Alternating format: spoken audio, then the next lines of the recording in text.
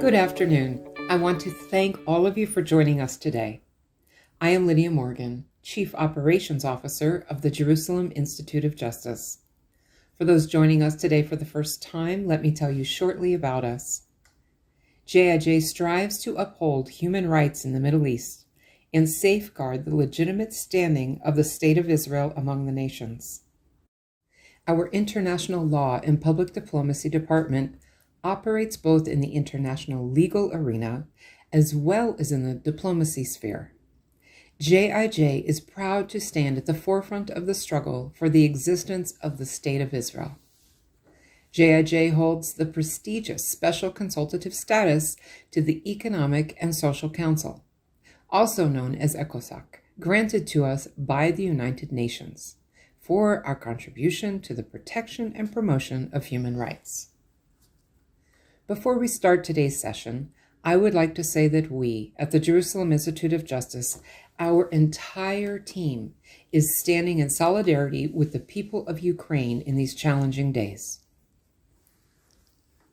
Those who have joined us in our previous sessions have probably noticed that we usually cover geopolitical issues concerning Israel in the Middle East, as well as Israel's international, legal, and diplomatic challenges.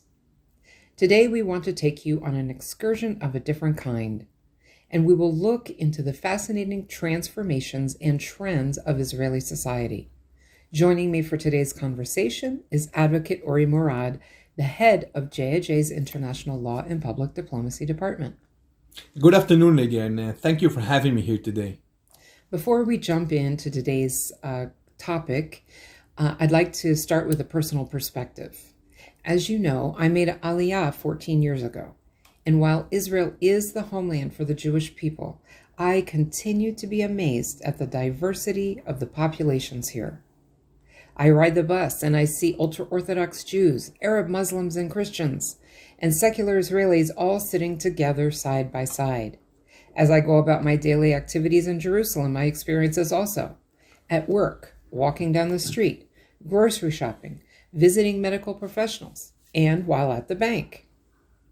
The employees and the patrons are from all different backgrounds, and while we physically live and work together in this amazing country, we are indeed separated by ideology, religion, language, and maybe most importantly, our education systems. Yes, and the fabric of Israeli society is indeed intricate, and it brings fascinating intercultural encounters, as you've mentioned, between the four sectors that Israeli society is comprised of. We have the secular Israelis who identify themselves as Jewish, but their religion is only one aspect of their identity. We have the religious Zionists who lead an observant lifestyle along with a relatively large integration in Israeli society and a positive attitude towards Zionism. We have the ultra-Orthodox Israelis, who consist of a group within the Orthodox Judaism and are characterized by their strict adherence to the Jewish law and traditions, and the Arab Israelis, which are citizens of Israel, of course, who identify themselves as Arabs. We have four sectors that are all getting closer in size. And how do these changes affect the secular Zionist majority within Israel? Yeah, so there's still a Zionist majority in Israel, of course, though there are considerable demographic trends occurring. For example, let's take a look at Israel's elementary schools. While in 1999, 45% of first-grade students were secular Israelis, with 15% national religious, 26% Arabs, and the remaining 14% came from the ultra-Orthodox sector. It is only 20 years later, and we're already witnessing sizable changes. We can see that the representation of secular Israelis in first grade is reduced by 4%, with an amazing increase of 8% in the representation of the ultra-Orthodox sector. This is fascinating. And the first to address this trend was Israel's former president, Mr. Reuven, in a speech that he gave at the 15th annual Herzliya conference back in 2015.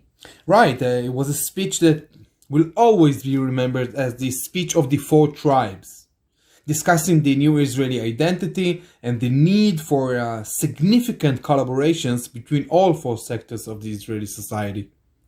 In his speech, former President Rivlin addressed the demographic changes in Israel, substantial changes as he defines them. In order to understand, let's take a closer look at the numbers.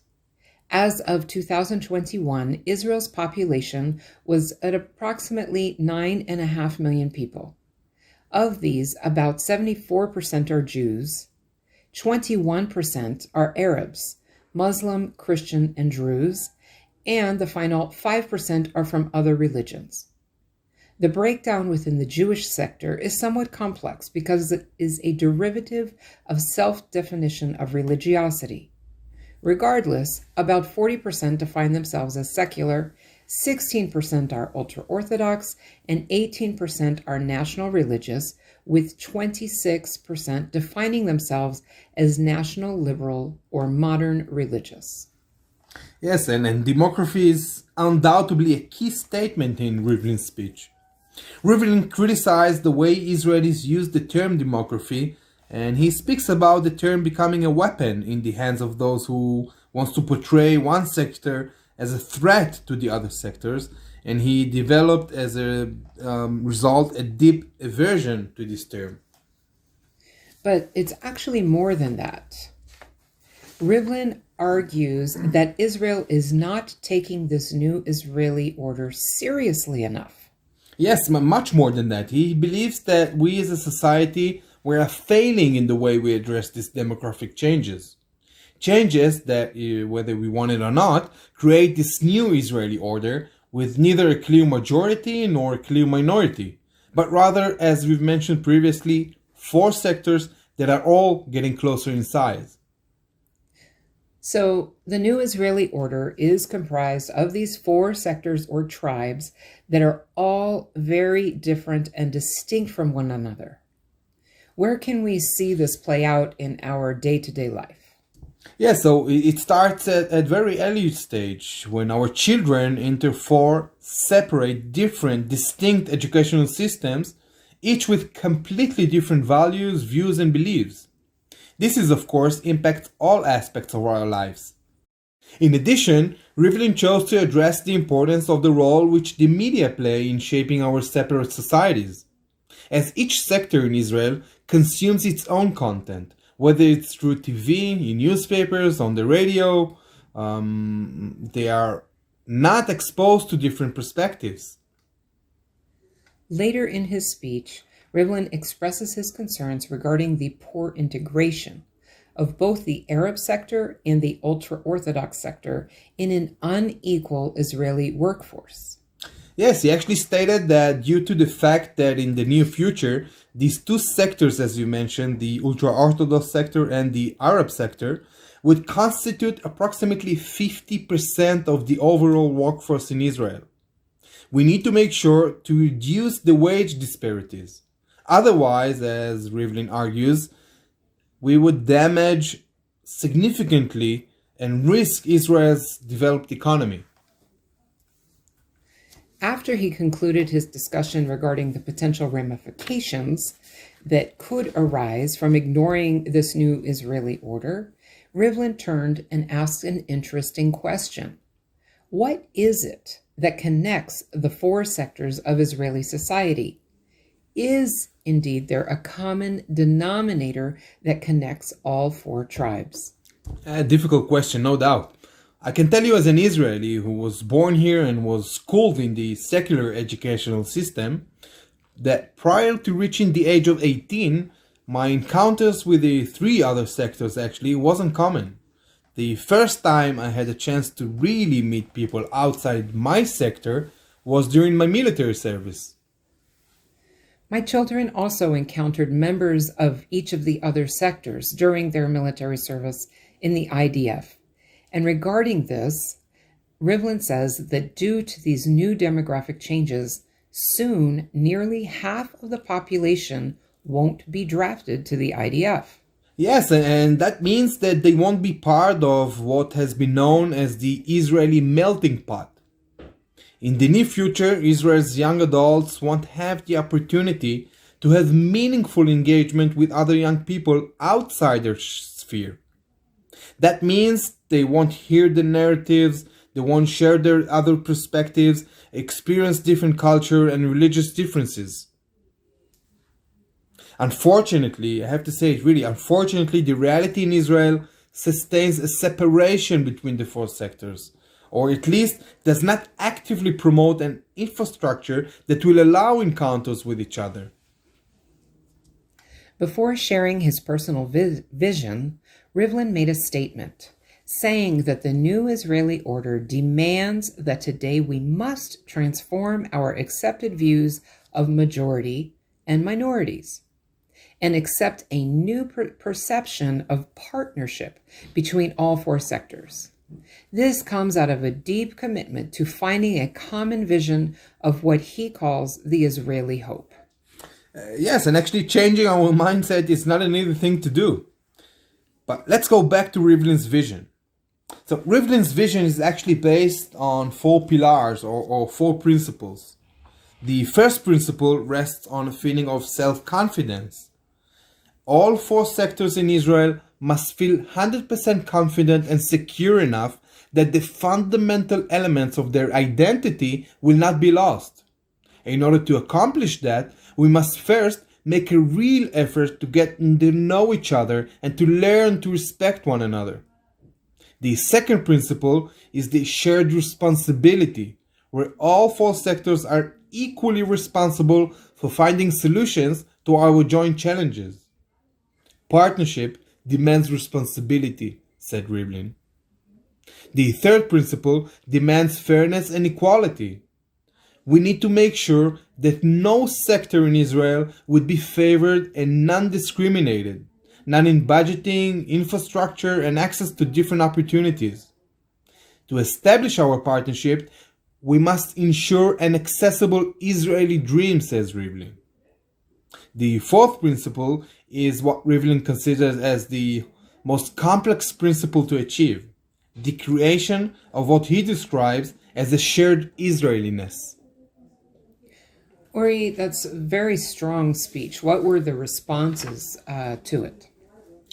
So as expected, the speech brought mixed responses. While some found it inspirational and revolutionary, others heavily criticized Rivlin's vision, calling it post-Zionism.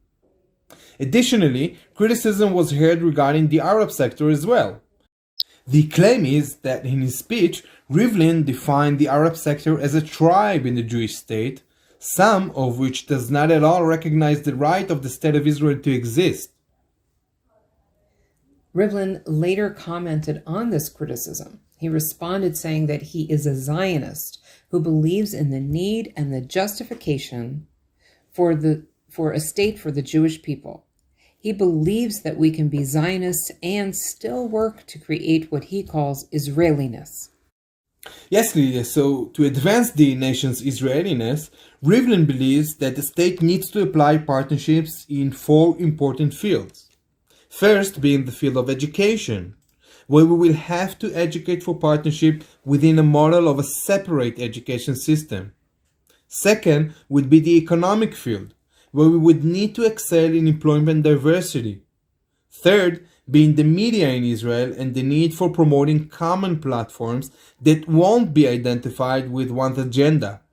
And fourth is the academic field and the need for an academy that does not compromise on quality, but at the same time know how to create a sensitive cultural environment for the students. To sum up, Rivlin's speech was first and foremost an acknowledgement of an emerging reality. Rivlin reminds us that all four sectors are here to stay, and therefore we are fated to live together. The real threat in his eyes is that we would keep ignoring or denying this new structure, this new Israeli identity, and its far-reaching implications for our national resilience, economy, political system, and indeed the identity of Israeli society. In order to turn the vision into a concrete course of action, the Institute for Policy and Strategy, or IPS Herzliya, in collaboration with former RIVLIN'S office, formed a national steering committee. And a year later, during the 16th annual Herzliya Conference, Professor Alex Mintz, director of IPS and chair of the Herzliya Conference, presented a report and recommendations under the name Towards a New Israeli Order, From Vision to Reality. What do we know about this, Uri? Yeah, so what we know is actually that 12,000 people from all sectors in Israel were part of a survey, and based on the results of that survey, the committee published a policy paper identifying specific recommendations. Among them, we can find recommendations regarding the educational system, for example, inserting programs to get to know the other, teaching each other's sector's narrative, and incorporating studies of 3 languages, Hebrew, Arabic, and English, following by initiatives that are specific to regions throughout the country. Also within the economic sphere, we need to work to advance the startup nation in the geographic and social peripheries, creating greater equality in the distribution of national resources and equal opportunities in employment as well. And finally, addressing health issues by the promotion and the establishment of health services in remote areas as well. Uri, can you tell us what has been achieved so far? Yeah, so since the 4 Tribes speech back in 2015 and the committee's policy paper, the President's Office, in collaboration with government offices, civil society organizations, and various foundations, has managed to carry out many projects under the Israeli Hope program. Please give us an example. Sure, so in the academic sphere, we know that more than 40 academic institutions have taken on projects to increase academic diversity and foster cooperation between the different sectors. In the education field, for example, teachers and young students attended courses focusing on how to educate children for better partnership between all sectors. Also in the employment field, projects to promote integration of Arabs and ultra-Orthodox have begun to operate, and in sports, for example, there are projects that working to promote cross-sectoral cooperation, equal opportunities, and even fighting racism. But I have to say that on a personal note, it is very difficult to say that these projects have received much attention or even impacted the general population. We as a society cannot say we did enough. Years goes by and the trend does follow RIVLIN'S thesis. I just hope it won't be too late. Later on, there is mention of a 5th tribe. Correct. Actually, 2 years after Reuven delivered the speech of the 4 tribes, he delivered another speech. And this time he chose to talk about the strong and important connection we hold with the Jews in the diaspora. What Reuven defines as the 5th tribe. It numbers 8 million people in size, which exceeds that of the other 3 Jewish tribes in Israel combined. Right, and his speech this time, Reuven claimed that if Israeli society is divided into 4 tribes, then these 4 tribes are not whole without the 5th tribe, to which our brothers and sisters belong in the communities in the diaspora. This inseparable connection, according to Reuven, is reflected in the uncompromising support of diaspora Jews for the State of Israel, as well as in our commitment, the people of Zion, to care for the Jewish interests throughout the world.